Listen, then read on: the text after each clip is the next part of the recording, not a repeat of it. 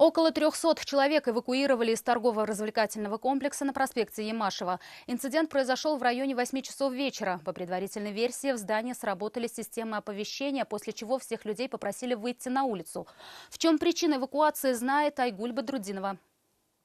Пожарные работают, никого не пускать, сказали. Да, конечно. А что горит?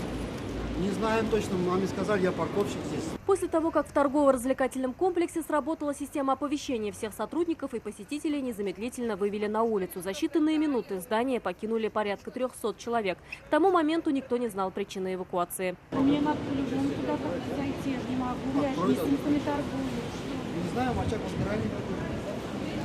Скажут потом, пожарные там уже все, они работают. Ну, они приехали уже. По рассказам очевидцев, эвакуация проходила достаточно слаженно, паники ни у кого не было, и все вышли на улицу довольно быстро.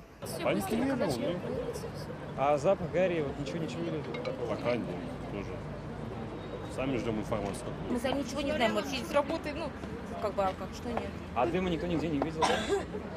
Мы на первом этаже пахло горело, но дыма лично нет. Вскоре стала ясна причина инцидента. Оказалось, что в урне туалетной комнаты тлела бумага, вероятно, от брошенного непотушенного окурка. Сотрудники комплекса ликвидировали очаг подручными средствами еще до приезда пожарных. Когда угроза была устранена, и персонал, и посетители запустили обратно внутрь. Айгуль Бадрудинова, Айрат Назипов, Константин Бушуев, Вызов 112.